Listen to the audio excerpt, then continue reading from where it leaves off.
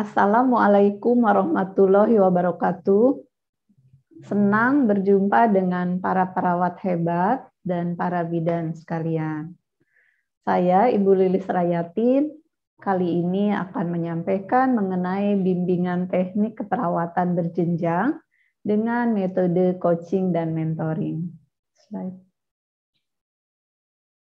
Tujuan pembelajaran adalah peserta memahami konsep mentoring, dapat mendemonstrasikan BIMTEK dengan metode coaching dan mentoring, memahami konsep komunikasi efektif, dan mengaplikasikan komunikasi efektif. Mentoring artinya mentor membekali mente, dan mente ini belajar dari orang lain. Individu menyerap ilmu, mempraktekkan, dan menceritakan pengalaman. Next. Tahapan mentoring, dari mulai tahap 1 yaitu memberikan petunjuk. Kemudian, membekali adalah tahap kedua. Sehingga dari tidak tahu menjadi tahu. Nah, bisa dilanjutkan juga dengan coaching, yaitu memberdayakan, menggali potensi-potensi yang dimiliki oleh mente maupun coach. Kemudian dapat memaksimalkan potensi yang dimiliki. Nah, di sini tentunya individu belajar dari orang lain dan mentor mengajari. Kalau coaching, individu belajar dari dirinya sendiri dan coach memfasilitasi. Nah, untuk coaching dan mentoring ini umumnya diberikan dalam konteks coaching for performance. Ya, slide. Seorang mentor juga tentunya harus bisa bertanya tantangan apa saja yang dihadapi dalam menjalankan knowledge dan skill yang sudah dipelajari. Mentoring yaitu mengajari dan membekali. Diberikan ketika satu mendampingi seseorang yang sedang mempelajari pengetahuan dan skill baru. Kedua, berbagi pengalaman dan best practice. Ketiga, memberikan saran atau feedback. Coaching dan mentoring. Mentoring ini fokus pada transfer knowledge ataupun skill. Sedangkan coaching fokus pada perubahan mindset dan behavior. Mentoring, seseorang mentor ini harus expert di bidangnya dan dipelajari oleh mentenya. Sedangkan coaching, coach tidak harus expert, namun ia menguasai cara berpikir strategis dan mampu membaca pola yang tersembunyi.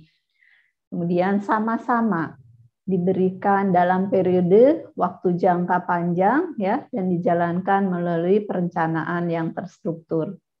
Kemudian juga dalam konteks mencapai kinerja, coaching dan mentoring bisa berjalan beriringan. Next.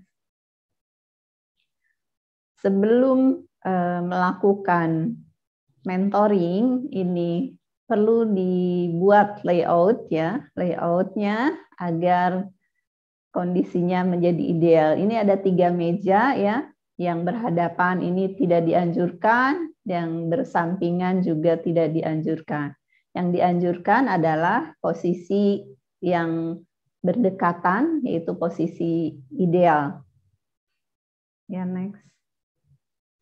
Siapakah mentor itu? Mentor adalah seseorang yang mengetahui tentang kompetensi mente, merupakan sosok orang penting dan seseorang yang berkualitas, mengetahui pekerjaan mente dan suka menolong. Karakteristik mentor adalah seseorang yang good listener, ya, pendengar yang aktif, pendengar yang baik. Sangat berpengalaman di bidangnya, kemudian juga senang memberikan saran dan tertarik dengan kompetensi mente, tidak menghakimi dan provided guidance. Ya, next. Kegiatan mentoring merupakan hubungan profesional, dukungan untuk pengembangan profesional, dukungan pribadi, kerjasama yang berlangsung sesuai dengan skala waktu yang telah ditentukan dan ditetapkan. Prosesnya signifikan selama karir individu terus berjalan. Next. Keuntungan untuk para mente ataupun peserta didik, wawasan terkait pekerjaan dan karir. Kiat praktis untuk merencanakan strategi pencarian kerja yang sukses, kemudian nasihat dan bimbingan mengenai pemikiran karir, dan transisinya dari sarjana lulusan baru menjadi profesional muda. Kemudian mengembangkan pemahaman, keterampilan, dan penyelesaian masalah. Mendorong refleksi, mengenali, mengakui praktek yang efektif, mengidentifikasi area untuk pengembangan, dan meningkatkan kepercayaan diri.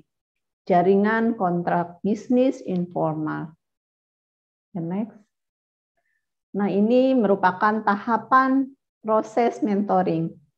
Yang pertama adalah tahap pra-mentoring, yaitu penyusunan kontrak, penentuan hak dan kewajiban kerahasiaan. Tahap pra-mentoring ini merupakan penyusunan kontrak. Ya. Kedua, yaitu tahapan persuasi. Di sini, mentor dan mente menetapkan tujuan dan memahami mente dan perannya dalam organisasi. Tahap ketiga adalah kolaborasi. Di sini untuk masalah umum dan masalah khusus serta roadmap-nya perlu didiskusikan. Tahap 4 yaitu tahapan konfirmasi. Membimbing ya dengan arahan dan evaluasi. 5 tahapan mentoring. Yang pertama adalah mentornya melakukan, menti melihat. Selanjutnya tahap kedua. Tahap kedua adalah mentornya mengerjakan dan mentinya membantu. Tahap ketiga, mentinya mengerjakan, mentornya membantu. Tahap keempat, mentinya mengerjakan, mentornya melihat. Dan tahap kelima adalah tahap mandiri, menti mengerjakan, seseorang bisa melihat. Ya, next. Jadi, mentoring itu adalah memadukan antara keterampilan dan sikap sehingga mencapai kinerja yang sesuai dengan harapan organisasi. Ya, next. Jadi mentoring ini adalah merupakan skill yang dibutuhkan oleh mentor, ya. Kemudian juga skill yang dibutuhkan oleh mente. Nah, ini menjadikan perpaduan ya antara skill mentor dan mente. Ya, next. Sikap mentoring. Pada awalnya proses mentoring ini, mentor harus memiliki sikap yang mampu membangun kepercayaan dan membuat kontrak mentoring pada beberapa pertemuan. Jadi dibuat dulu kontrak antara mentor dan mente. Selama proses mentoring, sikap positif harus selalu ditunjukkan dan memberikan arah hanya bila diperlukan. Apabila tidak diperlukan, ya cukup memberikan penguatan. Pada fase akhir, menjelang proses mentoring, mentor harus dapat menunjukkan sikap mengurangi ketergantungan dari mente dan membuat mente lebih mandiri. Ya, slide. Keuntungan mentoring dan coaching. Fokus ya mentoring ini kepada karir dan perkembangan seseorang. Sementara coaching ini adalah pengembangan ya, pengembangan kinerja. Untuk agenda, Mentoring ditentukan oleh mente. Nah, mente ini butuh apa ya pada pertemuan tersebut dengan dukungan, bimbingan, pengalaman dari mentor. Kalau coaching ditentukan oleh coachee dengan bantuan coach untuk mencapai tujuan tertentu. Untuk periode selanjutnya yaitu hubungan jangka panjang dan dapat berlangsung selama dimungkinkan. Nah, kalau dari referensi ini sekitar 9 bulan dan tahun berikutnya bisa dilanjutkan. Untuk coaching ini bisa berupa hubungan jangka pendek. Ya, next. Keterampilan mentor.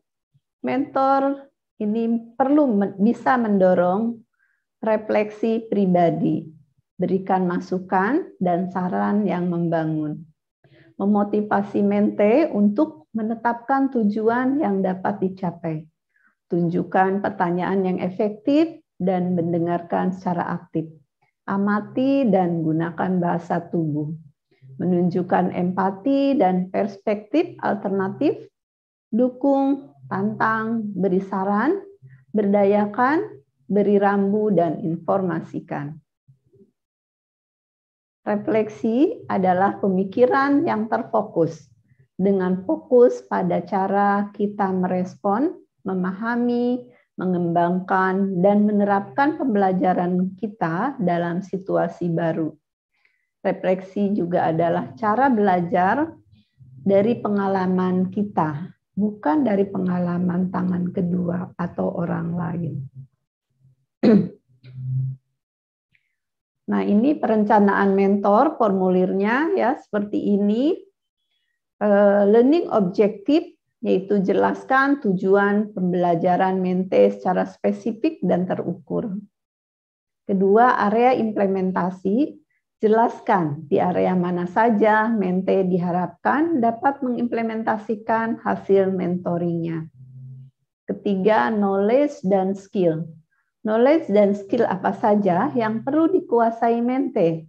Jelaskan kriteria sukses sebagai indikator keberhasilan. Nah, di sini jadi perlu disampaikan knowledge-nya, skill, dan kriteria suksesnya. Keempat, jumlah pertemuan. Tentukan berapa kali Anda akan bertemu dengan mente untuk transfer knowledge dan skill. Kelima, tools pendukung. Bila ada, tentukan tools pendukung untuk membantu mente berproses lebih efektif. Pengertian komunikasi efektif. Nah, untuk mencapai mentoring yang efektif, tentunya diperlukan komunikasi. Bagaimana kita mempengaruhi mente ya, agar mente dekat dengan mentor, agar mente tertarik untuk pembelajaran. Tentunya diperlukan komunikasi yang efektif. Apa itu komunikasi yang efektif? Adalah proses penyampaian informasi dari komunikator kepada komunikan dengan menggunakan media dan cara penyampaian informasi yang dipahami oleh kedua belah pihak. Pengertian komunikasi efektif adalah suatu kemampuan untuk mengkomunikasikan apa yang diinginkan, dirasakan, dan dipikirkan ya kepada orang lain, namun dengan tetap menjaga dan menghargai hak-hak serta perasaan pihak lain secara tegas dan positif tanpa bermaksud mengalah atau menyerang orang lain. Nah, komunikasi efektif tentunya dalam organisasi. Dari beberapa penelitian bahwa 85% kesuksesan dalam hidup berkaitan langsung dengan kemampuan komunikasi. Komunikasi efektif ini penting diterapkan saat BIMTEK. Ya. Komunikasi efektif tercapai apabila satu maksud dari pesan yang disampaikan komunikator dapat dipahami dengan baik oleh komunikan. Komunikan memberikan feedback sesuai dengan harapan komunikator. Tujuan komunikasi efektif yaitu untuk meningkatkan pengetahuan, keterampilan, sikap, dan perilaku penerima pesan sesuai dengan harapan. Nah, komunikasi ini dengan pendekatan Neuro-Linguistic Program atau NLP. Ini dari John Grinder dan Richard Blender bahwa sistem saraf akan menjelaskan secara ilmiah cara otak mengorganisasikan informasi melalui bahasa saat berkomunikasi, saat bergerak, saat menyentuh, saat melihat, ya, mendengarkan, membaui, mengecap, berbicara, dan berpikir. Ini merupakan sebuah komunikasi yang terintegrasi. Slide. Neuro-linguistic programming ini menyampaikan pesan dengan memanfaatkan 3 dimensi, yaitu 1, verbal, bagaimana perkataan disusun, keruntutan logika dan pemilihan kata-kata. 2, vokal, bagaimana mengatakan, intonasi, jeda, volume suara dan berat suara. 3, visual, bagaimana bahasa tubuh berbicara, ekspresi muka, penggunaan gerakan tangan, dan lain-lain. Verbal. Nah, verbal ini bagaimana kata-kata perkataan disusun, keruntutannya seperti apa, logika dan pemilihan kata-katanya seperti apa, yaitu yang kongruen dan selaras.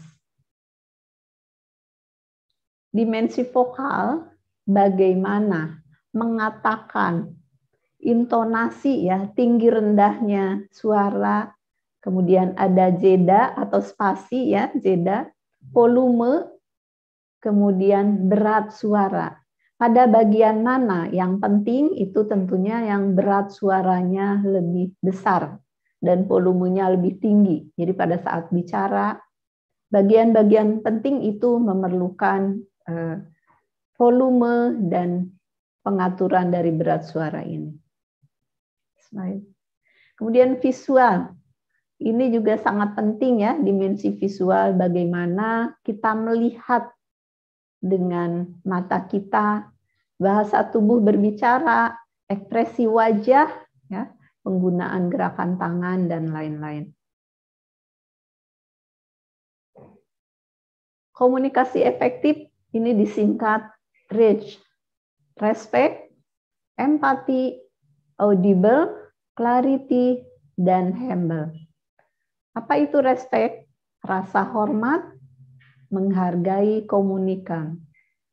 Empati, menempatkan diri kita pada situasi atau kondisi yang dihadapi orang lain. Nah, kalau perawat ini tentunya kita sering empati, ya, dengan pasien. Audible, dapat mendengarkan atau dimengerti dengan baik. Clarity, kejelasan pesan, tidak menimbulkan multi-interpretasi. Humble, rendah hati, mau menghargai, mendengar, menerima kritik, dan tidak sombong. Bahasa sebagai alat komunikasi ini akan memperlancar pergaulan dan memperluas hubungan, melahirkan gagasan, ide, isi hati, perasaan, inisiatif, dan kreativitas, tentunya akan menambah pengetahuan dan menyampaikan informasi. Dari kesimpulan materi kita hari ini, perawat klinis melakukan mentoring untuk meningkatkan pengetahuan, keterampilan, dan sikap. Mentoring juga bertujuan untuk memecahkan persoalan yang ada pada mente. Komunikasi efektif dilakukan untuk mencapai hasil bimbingan yang optimal. BIMTEK dilakukan secara terstruktur untuk mencapai tujuan organisasi. Boleh saya menyampaikan lagi bahwa jangan biarkan pembelajaran kita sebatas pengetahuan saja. Arahkan ia untuk menuju pada tindakan. Bila ingin mendapatkan sesuatu, belajarlah dengan memberi sesuatu. menolong, memberikan yang terbaik. Demikian, terima kasih. Wassalamualaikum warahmatullahi wabarakatuh.